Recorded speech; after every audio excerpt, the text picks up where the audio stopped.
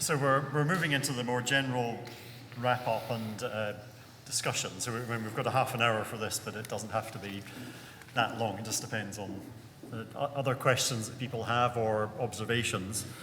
And one of the things that we could discuss perhaps is are there, for example, other data sets that are in the actuarial domain? So the insurance companies or reinsurers, do you have data sets where the types of analysis that have been talked about today, they could be applied in these other settings? And of course, it depends on what sort of information you've got. But just as one example, and Elena might want to comment on this, but there will be some life insurance data sets where you do have information about whether people are smokers or not. And of course, that's a very simple bit of information compared to all of the richness of your data set, but it could be applied to that. But it might be that you know about other data sets where there are lots of other useful bits of information. So that's just one thing to talk about, and then the other comments or suggestions that people might have that would be very welcome are to think about how to make use of the results that are coming out in this work within actuarial applications. So, one example might be with that we've talked about in our steering group meetings are things like critical illness insurance, where that's the secondary outcomes that are part of these analyses, that the secondary outcomes are relevant for critical illness. And so, that's one area that we're sort of following up, and I would certainly welcome people's thoughts on that. Yep. Microphone, is there? What's happened to the microphone? Well, just, yeah. I think I'm not really answering that question directly, actually. It's more about a general perception of the whole day. It's really informative. I think when we're looking at trends over time, there is perhaps a suspicion of,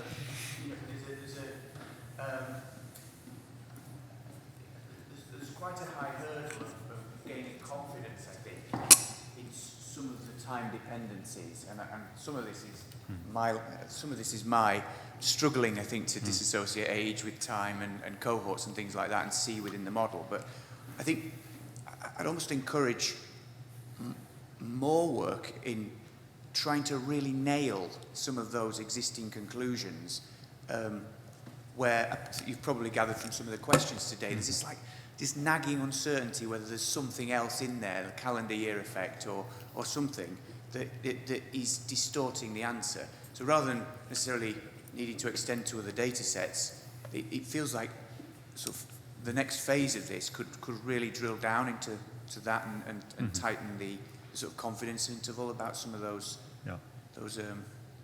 insights. Well, I agree that we do need confidence intervals, and for at least our life expectancy paper, we do have confidence intervals there, which I didn't put on the slides. But yes, it is possible to do that. I kind of don't think that there is a calendar year effect. I kind of feel that we do take care of it, and it is, of course, part of the baseline hazard. That's what baseline hazard is doing.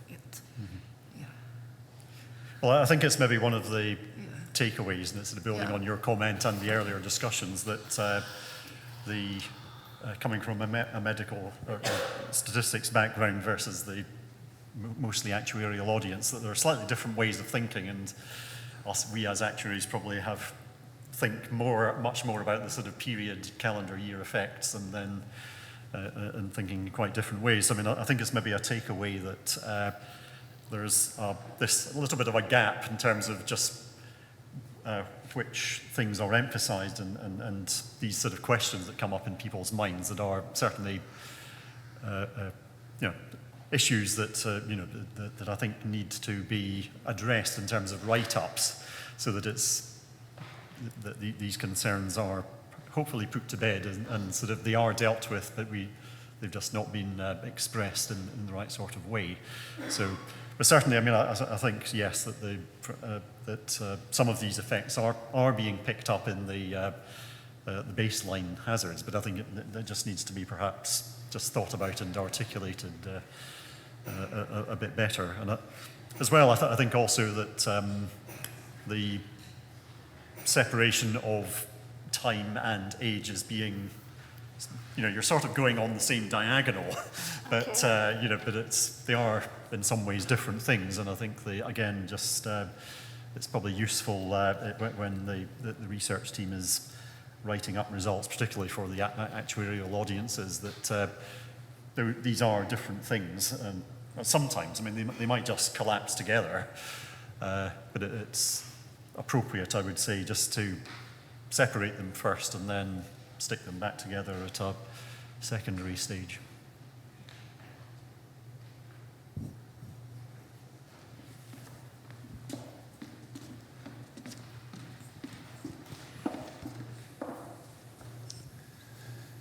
I'd just like to say thank you for the interesting presentations today. And starting from the title of Beyond Proportional Hazards, what I'm picking up from those useful examples in the last three presentations was the Cox model, the proportional hazards model, does work well for a lot of variables.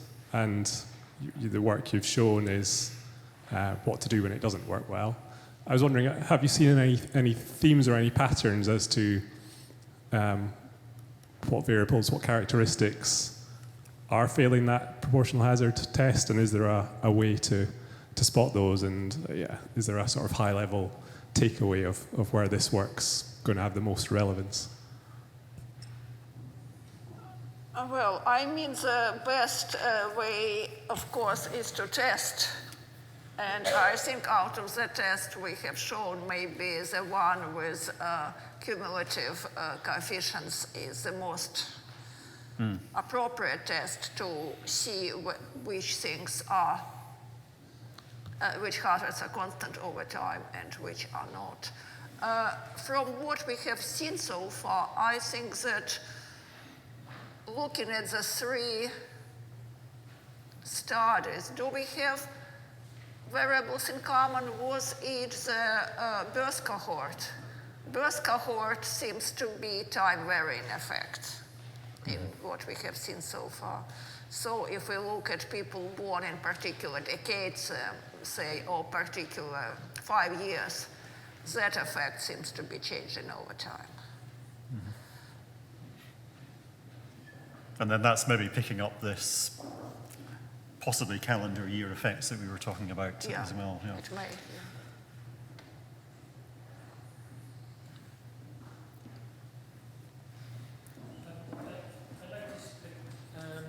cholesterol seemed to crop up twice. I mean, do you find it consistently violating proportional hazards, or does it really just depend upon what the covariables and the outcome is? I think cholesterol is amazingly lucky example of nice proportional hazards. Oh, okay. Which, as we now know, is a pretty rare example. But yes, it was lucky that we started from statins, and that worked really well with standard models. Of course, it's also very nice that it has Gompertz, but luckily diabetes also has Gompertz. Why it's lucky is because it's much easier to transform to changes in life expectancy. When you have viable, as for HRT and for stroke, there is an extra complication then. Excuse me. Thank you. First, I'd just like to say thank you again for a very interesting day. One of the questions on a practical note, I was wondering is your data set is absolutely huge, so a large proportion of the UK population followed for 30 years. Do you have any rules of thumb as to how much data you do need to be able to do these sort of techniques? Is there a kind of threshold if you've got several thousand lives under observation? Is that too few? Do you need tens of thousands, millions? I mean, where do these techniques become appropriate? Well, the good news is that we never had millions in any of those studies. The most we had is just a couple of 100,000. So no, we don't need millions, hopefully. But of course, the real answer is that the more complicated a model you need, the more cases you need. So if you have a really complicated model which includes lots of different features and interactions between those things, then you do need quite a big data set to be able to fit that. Luckily, what we think may be possible is to do something like translation, perhaps taking various information from the big medical data, like on prevalence of various risk groups, on prevalence of various treatments, and then translating the results to a different population, which would be of interest to insurance industry. Because, of course, it would be much more difficult to see various things just on a very small sample.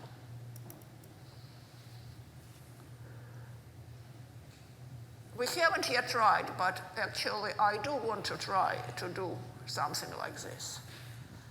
And another thing I also would be interested in trying is to move from the overall life expectancy, which ONS does, to actual life expectancy for, say, pension schemes. So we have CMI functions, say, on the left-hand side, and to see what happens then, whether we can translate the results. Yes, I mean, it could be a case of maybe scaling of standard tables, for example, just taking into account the more detailed information about individuals. There's a question I've got. It's a sort of maybe covers all of the different projects that they've been looking at, because in many cases you've been looking at as covariates, whether you're on additional prescription drugs. So is there anything coming out of the research in terms of interactions between drugs, the problem of polypharmacy in terms of whether the effectiveness of one drug is impacted by taking another one? Well, I mean, this is a very important question, but we really haven't looked at it, because at the moment we only looked at small number of drugs, if you want. We want at kind of blood pressure drugs, statins, and say HRT. Maybe diabetes drug, it will be 4 or 5 classes of drugs at most. So we haven't really even put in information on all the drugs our population is getting. So yeah, it would be a different task, I suppose.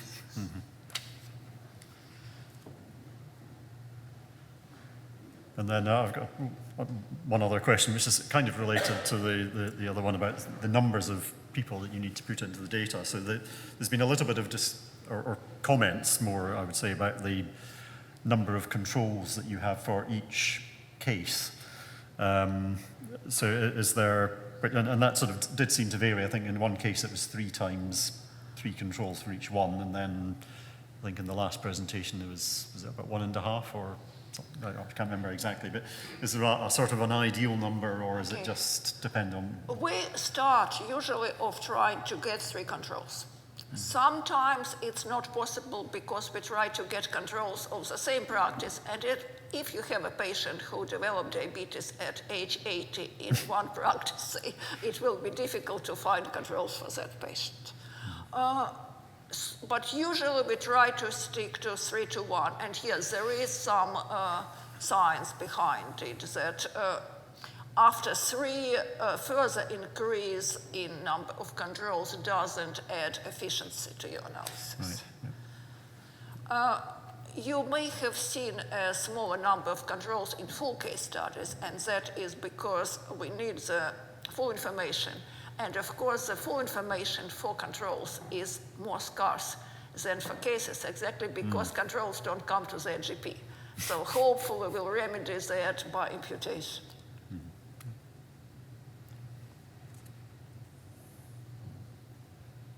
Any other questions or thoughts, or maybe any observations about the potential applications that...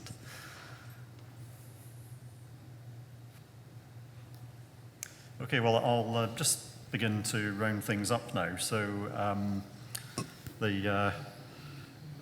one of the things with the ARC is, or one of the, I'm not sure if it's written down anywhere, but one of our objectives is it's not just about doing the research, but it's also about nurturing the sort of future researchers. And so we've seen some very nice presentations and good work that's being done by the Elias and the PhD students. So you know, it's good to see you, and we certainly hope that you will remain with the actuarial or within the actuarial domain in the future. So perhaps we could particularly thank them first of all.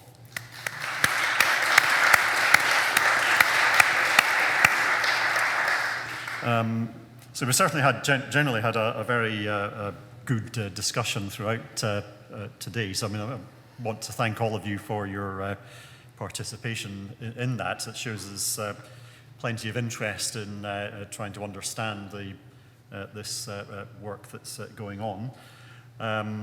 And I would encourage you to, you know, if you're interested, to follow up and by, first of all, perhaps going through the Professions website to the ARC section of the Professions website. And then there's also Elena's own website, which is, if you want to say what that is, I'll get it wrong if I try to. That is called bighealthactuarialdata.ac.uk. But if you can't remember that, you can either email Elena, or I think there's maybe a link on the ARC's own website. And of course, you can also contact Elena if you want to follow up on anything that's come up today. And then also, as Elena mentioned, that there will be a sessional research meeting that's planned for February next year, where there'll be focus, I think it's on the landmark analysis. Yes, hopefully. Yeah, hopefully. So I think that's more or less it. So again, we'd just like to thank all of the speakers today, and then once we've done that, there's a wine reception for those that want to hang around, have a chat with your friends, and also speak to the speakers today. So thank you all again. Thank you.